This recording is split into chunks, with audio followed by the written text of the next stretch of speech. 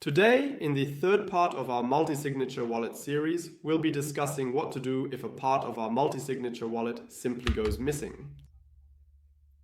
Let's assume we have the following setup, though yours might look completely different. For example, we have one part with a relative and another part stored at the bank. And a third part, in this case in a bag like this, you know, the one we made with the Specter DIY, that one is at home with us. And of course our laptop, which has our wallet on it, is also at home. So what happens now? We have a house fire or a deep cloud attack on our laptop, as well as our Bitcoin seed. What do we do now? How can we restore our wallet and protect our Bitcoin?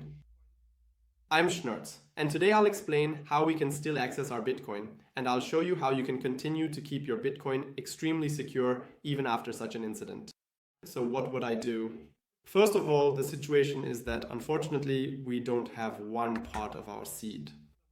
This means that to restore our wallet, we need the XPubs from each of the 3 participants that we use to protect our wallet, in other words, from each of the seeds.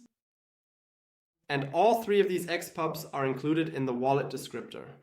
And as I mentioned to you in the first part, print out this wallet descriptor, put it in this bag, for example, or store it with the various Harper wallets, so that if a situation like this occurs, you can simply use the wallet descriptor, download the Sparrow Wallet again from scratch. Because the problem is, as I said, the Sparrow Wallet no longer has the descriptor since the laptop is gone.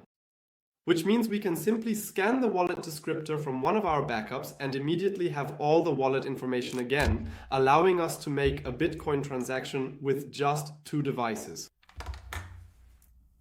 And as I said, either you have it printed out or you have it stored in your password manager or something similar. I'll come back to that later. But what do we do now after we've basically restored our funds? Yes, one device is gone. Unfortunately, this one is gone. We still have 2 devices left. What do? We simply create a new Bitcoin seed phrase, for example, with the Specter DIY, which we can then use to set up a new wallet. So, a completely new multi-signature wallet, where 2 of the seeds are still exactly the same. And only the 3rd seed, we generate that anew with our Specter DIY.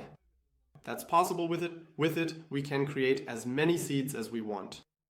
Or if another device is affected, then we would, for example, need to buy a new Jade now. Exactly, and then we simply store our new seed in the same place as before. We also add a descriptor again. And then we're ready to go again and just as secure as we were before the thief stole our seed phrase. And in addition, the thief is left with a useless seed phrase, which, even if they were to get a second part of our multi-signature wallet, would still be worthless. Because there's nothing left on that wallet. All the money is now on the new wallet. Alright, now let's get into the practical part. We're starting up the Sparrow Wallet. Here I'm simply going to delete our multi-signature wallet as an example. So I can show you exactly what happens in this case. Now our multi-signature wallet is gone and we need to restore it. To do that, we go to File and Import Wallet. Now, with ease, we can simply scroll down through the interface to the section designated as the output descriptor. From there, we can proceed to simply click on the scan button located within it, and this action will then reveal the output descriptor or the wallet descriptor that we have previously added to our hardware wallets or that we had securely stored in our bag. We can now simply scan it in. Let's proceed to do that.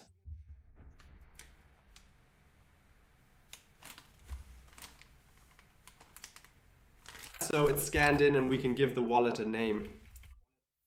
But I'll show you the whole thing again now. How you can do it differently. For example, if you have saved the output descriptor or wallet descriptor in your password manager, which I also mentioned in the first part.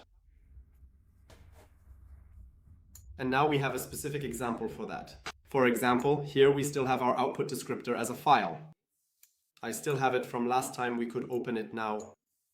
Or, as I said, if we have it in the password manager, then you can here.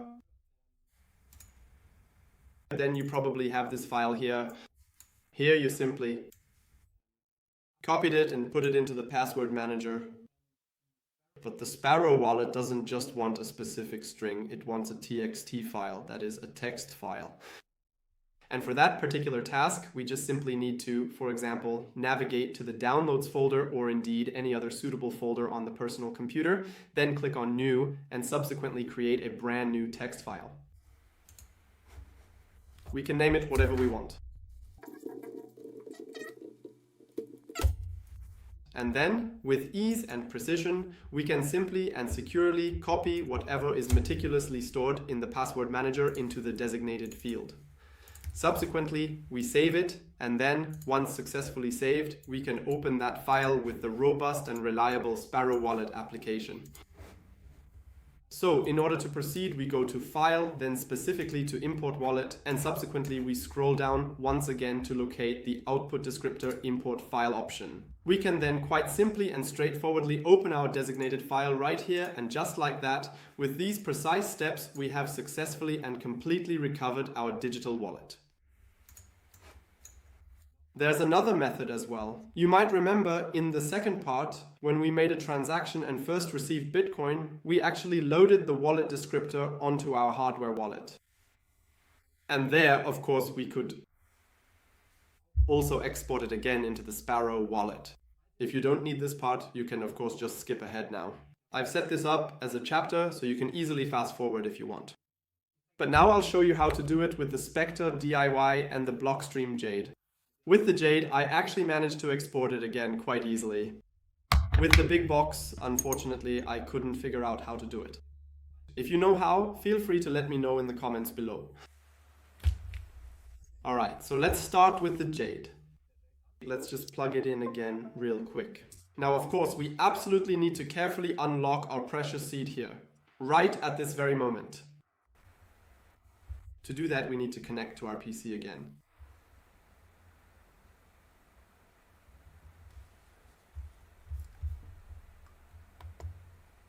For that, I'll just go into the Sparrow Wallet. So I'll go in Sparrow Wallet, I'll just open any random wallet now, just to trigger it so I can enter my PIN here. Then you just have to delete the wallet again. But that's just how it is with the Jade. I don't really know why they do it that way either. Maybe it's just simple. Then I enter my PIN here. Exactly. Now I should end up at my seed phrase. Then we will go to the options. Enter your personal wallet. And then we have our registered wallet. And over here we have our secure multisig wallet, which provides enhanced security. And now, I'm not really entirely sure anymore which specific multisig wallet it actually was, because as you might vividly remember from the first crucial part of our discussion, we couldn't really give it a proper descriptive name at that time. I'll just have to hope for the very best outcome and proceed to use the first available one here and see how that goes. Just go to export. Well, that doesn't work. Then it must have been the other one. No.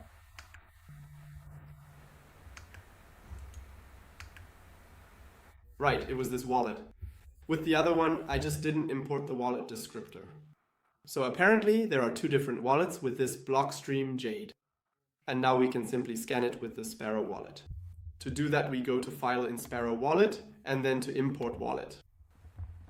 Then we scroll down to Jade. Multisig Jade, important, it has to say multisig here. Then click on Scan.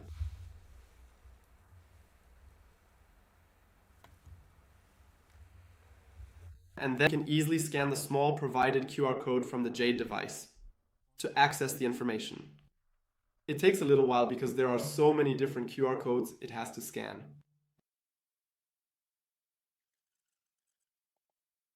In theory, it would work. My camera is also a bit bad, I just have to mention that.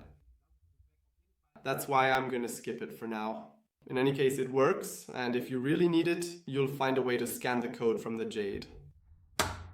Now let's do the same with the Specter DIY. With the Specter DIY, since we've put it in a bag like this, we have to cut the bag open.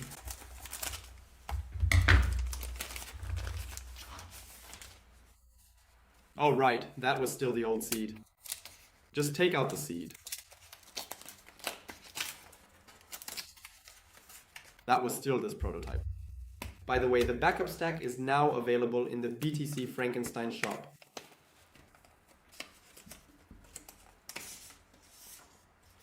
And then we have our seed phrase here. We can simply type it into the Specter DIY. Then we can just scan the QR code.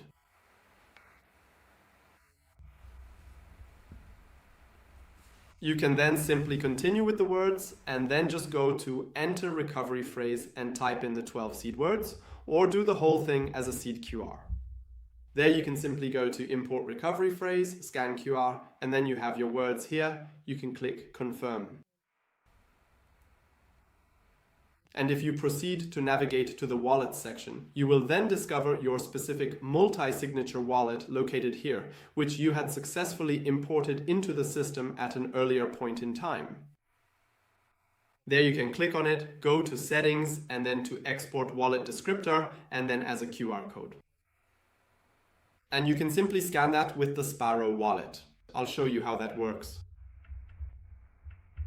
For that specific purpose, you will need to navigate to the Sparrow Wallet application. Not Specter DIY, you might think that, but that's actually a different format. We need to go to import with Specter desktop here. That's actually the same format. And when we then go to scan, we can simply just scan the provided QR code. And we'll even get the wallet with the correct name, which wasn't the case anywhere else. Displayed here, and we can click on Create Wallet. Exactly, and now we can simply set up our wallet, select No Password here, and then we've restored our nice multi-signature wallet. We can click through here, and if we go to transactions, we can see our 2 transactions, even though I'm not sure if they've gone through yet. Because we still, since we set the fees way too low, as I already mentioned in the last video. But in any case, our wallet is back, and now we could use the Specter DIY, since we've already entered our seed phrase there, to make a transaction. Or with another device, for example with the Blockstream Jade or the BitBox. I've recorded a tutorial for you on how to do that, and you can find it up here on the right. And there you can simply make a Bitcoin transaction with exactly 2 participants, for example with the Jade, the BitBox, or the Specter, the device where we've already entered our seed phrase. You'll then need 2 parts. You can also just do the whole thing at a relative's place, for example, and enter everything on your laptop while you're there. And then you can drive to the bank where you want to make your second transaction, and there simply do the second signing. You don't have to bring both wallets together again just to make this transaction. Exactly, and then I would simply recommend that you use the Specter DIY, for example, and create a new seed phrase for a new multi-signature wallet. You can simply continue using the other 2 parts, and only the one that's broken, you can just recreate that one with the Specter DIY. Or if another hardware wallet is broken and you don't want to use the Specter DIY, you can of course also just buy yourself a new hardware wallet. One important point. If you've now taken your seed phrase out of your security bag, torn everything open, then after you've entered it into your Specter DIY and signed the transaction or restored your wallet, you should, of course, put everything back into a new security bag. You can find the link to the security bags in my Frankenstein shop. The link is provided below in the video description. And the backup stack, which unfortunately wasn't available in the first part, I've now put together. You can find that as well in my Frankenstein shop. That's it for this video. If you enjoyed it, feel free to leave a like. And if you have any questions, feel free to leave them in the comments below. I'll try to answer everything there. And here you'll find the first and second parts, so you can easily find them if you need them again.